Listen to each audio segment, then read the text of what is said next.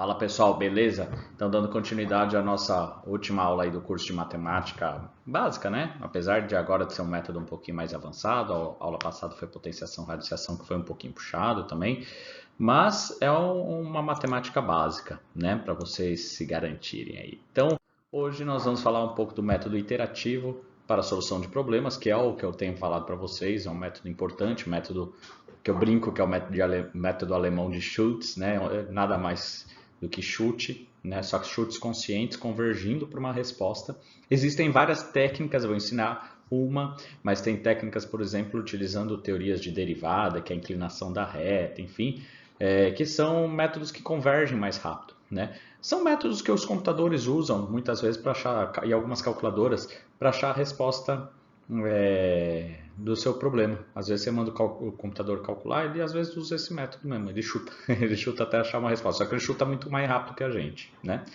Bom, antes de começar nosso assunto, vamos lá para as respostas da aula anterior. Essa aí é um pouquinho mais difícil de vocês chegarem aí na resposta, ok?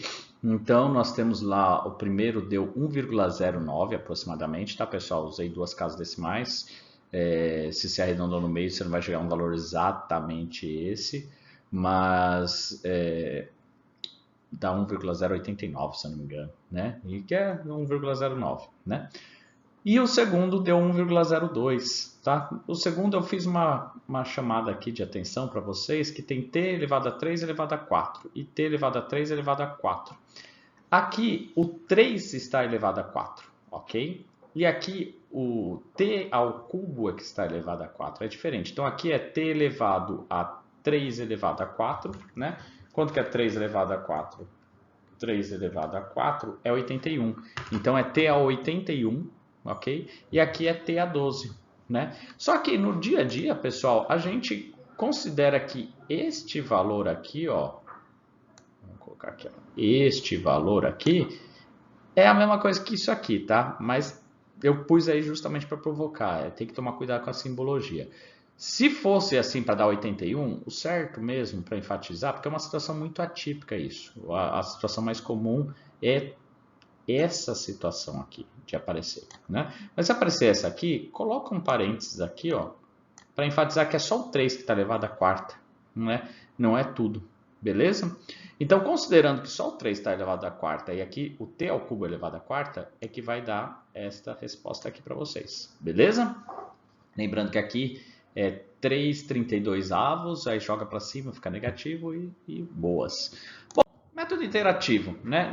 Neste método procura-se testar várias possíveis respostas convergindo para a solução, né? Como a gente vai fazer aqui no exemplo. Então tem equações, pessoal, que é muito complicado de você isolar a incógnita, né? Ou é muito trabalhoso, ou você realmente não consegue isolar matematicamente a incógnita, tá? E aí, eu costumo usar na prática assim, ficou trabalhoso, eu nem perco o tempo, eu jogo lá e mando no Schultz, né? No método alemão. Mas, lembrando que não existe esse método alemão, tá, pessoal? Eu que criei esse termo. Mas tem funções que não tem como mesmo, e aí a única saída é esse tipo de método. E alguns, inclusive esse método não funciona, tem que ser os métodos iterativos um pouco mais avançados.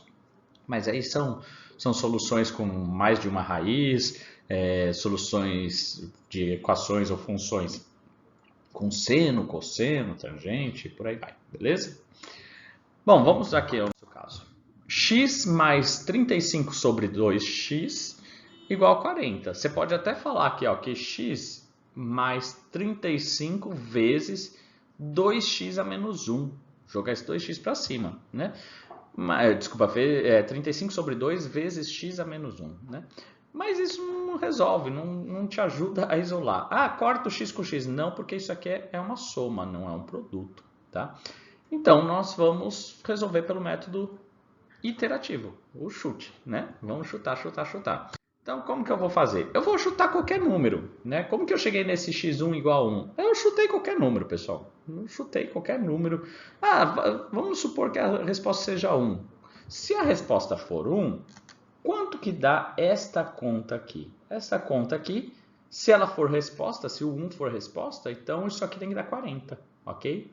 E eu testei. Então, se x for igual a 1, Então, eu resolvendo essa parte esquerda da equação, ó, só a parte esquerda, eu cheguei a um valor de 18,5. 18,5 não é 40, concordam? Então, 1 não é a resposta. Seria muita sorte a gente acertar a resposta no primeiro chute. Se acontecer isso com você, meu, corre para lotérica e joga na cena, né? Mas provavelmente você não vai ganhar porque tem a probabilidade do E, né? Você ter sorte aqui e ali, né, é muito mais remoto do que você ter sorte aqui ou ali. Mas, enfim, isso é estatística.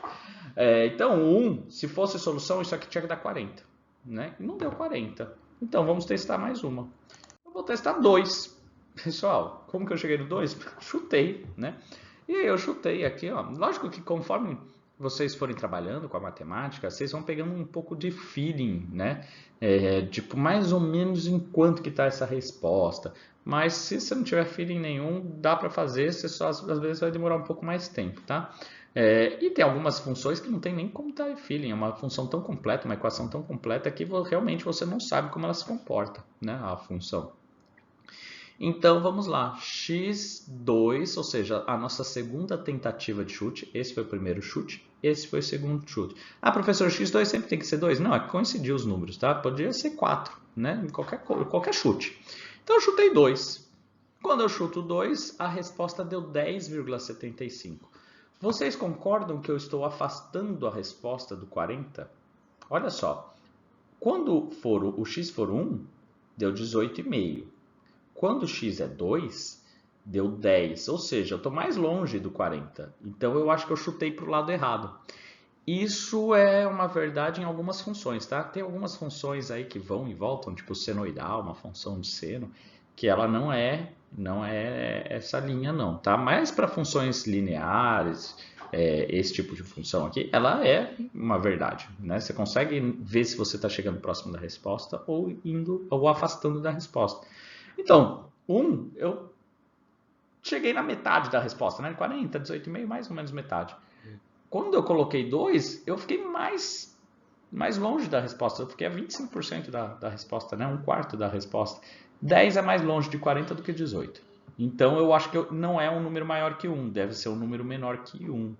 E aí, eu comecei a chutar números menores. Vamos chutar meio, né? Quando eu chutei meio, também foi chute, tá, pessoal? Só notei que tinha que ser menor que 1. Se fosse maior que 1, não era a resposta, tá? Então, eu chutei meio. Olha o que aconteceu. Quando você põe meio, dá 35,5. Opa, 35,5 é muito parecido com 40. Eu tô vendo aqui que tá mudando a cor da câmera aqui, pessoal, por causa da iluminação da minha sala, tá? Mas 35,5 é mais próximo de 40 do que 10 e do que de 18. Então, eu acho que agora a gente foi pro caminho certo, né? 1 tava metade. 2 se afastou da resposta. 3 quase chegou na resposta. Desculpa, meio, né? Quase chegou na resposta. Então tá aqui perto do meio, não perto do 2. Então vamos fazer mais um chute, né? E eu já vou certeiro. Geralmente a gente faz até 8 iterações, 8 chutes, a gente chega na resposta, tá? Aqui eu já, para caber tudo no mesmo slide, né, eu já testei mais 2 ou 3, né? E já sei a resposta, tá? Mas eu coloquei aqui um 0,4, por exemplo, para vocês verem. Então eu coloquei aqui 0,4. Né? Quando eu pus 0,4, a resposta dá 44,15. Opa, eu passei. Ou seja, coloco meio dá 35, coloco 0,4 dá 44. Vocês concordam comigo que está no meio do caminho aqui? Não é nem 0,5 nem 0,4, é algum número entre 0,4 e 0,5? 0,41, 42, 43, 44, 45, 46, 47, 48, 49. Um desses é a resposta, né? E aí, lógico que eu testei mais 2, 3 e já cheguei na resposta. Vou colocar só um aqui para vocês, para não ficar muito extenso o slide, tá? Mas colocando só um, ó, x5 é igual a 0,44. Então, x mais 35 sobre 2x é igual a 0,44 menos 35 sobre 0,88, que vai dar o nosso número aproximadamente. Se vocês fizerem o teste, não dá certinho 40, dá 40,2, eu acho, tá? Mas aí, para você ter uma precisão maior, você teria que trabalhar com 3 casas decimais, 0,445, 0,444, 0,443, 0,447, né? Então, para convergir, como essa resposta é uma resposta quebrada, né, uma dízima, Então, depende da precisão que você quer. Para mim, eu acho que porque a gente está trabalhando aqui é suficiente, 0,44. Por quê? Se eu colocar 0,45, vocês vão ver que passa, né? Então, ó, 0,44, ponto 44 mais 35 dividido por ponto... Não, 2 vezes ponto 44. Ó, colocando aqui na calculadora, ó, com 0,44 deu esse valor aí, ó, 40,2, ok? E se eu colocar 45, como que acontece? O que acontece? 39,3, tá? Então, 44 dá 40,2. 45 dá 39,3. Vocês concordam que está mais perto do 44 que o 45, né? Por quê? Porque quando eu coloco 0,45, o meu erro é de 0,7, né? Para 40 falta 0,7. E quando eu ponho 44, meu erro é de 0,2. 40,2 para 40 é 0,2 de diferença. Então está mais próximo do 0,44 do que o 0,45. Ah, professor, e se for com 0,43, né? Vai estar muito mais distante, ó. Tá dando 41,12. Então, mais perto mesmo, por obviedade, é o 44. Então, vamos parar por aí. Se eu precisar de uma resposta mais precisa, adicionaria a terceira casa decimal. E aí tentaria 439, 440, que é esse daí, 441, né? E aí a gente vai testando vários, ok? Então esse método resolve boa parte das coisas, mas é trabalhoso, né? Você resolve várias vezes para chegar na resposta. Com a calculadora científica, se você montou isso aqui, você só vai mudando o valor, né? Mas o Excel faz. O Excel faz isso aí através de uma função que chama atingir meta, né? E é bem simples de utilizar, tá? Então, vou colocar uns prints aqui da tela, tá? Porque como eu estou gravando pelo PowerPoint, eu fico uma coisa esquisita, vai para lá, vai para cá, vai para lá, vai para cá. Então, vamos pôr aqui os PowerPoints, os prints da tela, tá? Então, eu coloquei lá no Excel uma planilhinha assim, ó. X é igual a 1. Eu coloquei o primeiro chute, você precisa pôr. Se você não colocar, se deixar em branco, ele não faz. Então você precisa pôr. O nosso primeiro chute não tinha sido 1, eu coloquei 1 aí, só pra gente ver se a gente fez certo lá da outra vez que fez na calculadora. Mas coloquei 1, ok? E na célula embaixo eu coloquei o lado direito da equação, que eu coloquei resposta, né? Mas é o lado direito da equação. Então, o que eu fiz? Ó, se você olhar nessa parte aqui, de cima, B2 mais 35 dividido por 2 vezes B2, ok? Então, B2 é o nosso x, ó, B2. Quando eu colocar 1, ele vai fazer 1 mais 35 dividido por 2 vezes 1, né? E essa resposta lá no slide anterior deu 18,5. Deu 18,5 no slide anterior. E realmente aqui deu 18,5. O que eu vou fazer? Eu vou falar, ô Excel, tô com uma preguiça aí de ficar chutando, chuta para mim, né? Basicamente é isso. E ele vai trabalhar de uma forma extremamente rápida, vai fazer vários chutes para chegar numa resposta bem próxima. Como que se faz isso? Bom, se vocês clicarem aqui em cima em dados, ok? Teste de hipóteses e atingir meta, né? Vem dados, teste de hipóteses e atingir meta, né? Ele vai abrir esta tela aqui para vocês. E aí vocês configuram da seguinte forma, ó. Eu quero que a célula B3 é a resposta, ó, esse 18,5, né? É a continha. Eu quero que essa continha, que está no B3, chegue no valor de 40, alterando quem? B2, que é o X, né? Então, você vai configurar dessa forma, apertar OK. Ele vai processar ali, você vai ver ele processando, né? E vai chegar na resposta. 0,44 dá 40, né? Que é a resposta que a gente chegou também nos slides anteriores.